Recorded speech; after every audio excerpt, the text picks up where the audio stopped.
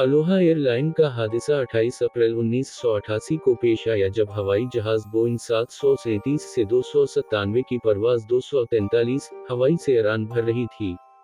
ये एक अंदरून हवाई परवाज़ थी जो हिलो एयरपोर्ट से हवाई के होनोलुलु इंटरनेशनल एयरपोर्ट की तरफ जा रही थी।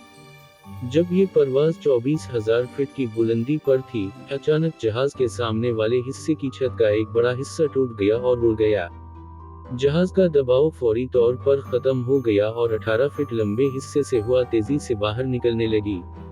जहाज की छत उड़ने की वजह से मुसाफिर और अमला सीधे आसमान की तरफ खल गए। हैरानकिन तौर पर पायलट और को-पायलट ने मुकम्मल कंट्रोल बरकरार रखा। कैप्टन रॉबर्ट शोरनस्टीन और फर्स्ट ऑफिसर मैडिलीन मिर्डी टोम्पकंस ने इंतहाई मुश्किल हालात में तैयारी को कंट्रोल में रखा और उसे कामयाबी से होनोलुलु एयरपोर्ट पर उतारने में कामयाब रहे। हवाई जहाज का ज्यादातर हिस्सा बगैर छत के था, मगर हैरानकिन तौर पर ज्यादातर मुसाफिर महफूज रहे। हादसे में सिर्फ एक एयर होस्टेस कैप्टन लेनिडूज की मौत हुई, जो कि हादसे के वक्त तैयारी के इस हिस्से में खड़ी थी जहां छत का हिस्सा उड़ गया था। इसके अलावा 65 अफराद जख्मी हुए, जिनमें से 8 की हालत नाजुक थी। तहकीकात से पता चला कि ये हादसा तैयारी की बाकायदा देखभाल न होने की वजह से पेश आया।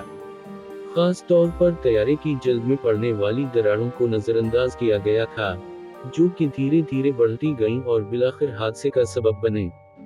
अलोहा एयरलाइंस के इस हादसे ने हवाई सफर की सनत में हिफाजती जवाबित और निगरानी के निज़ाम को मजीद सख्त करने पर जोर दिया।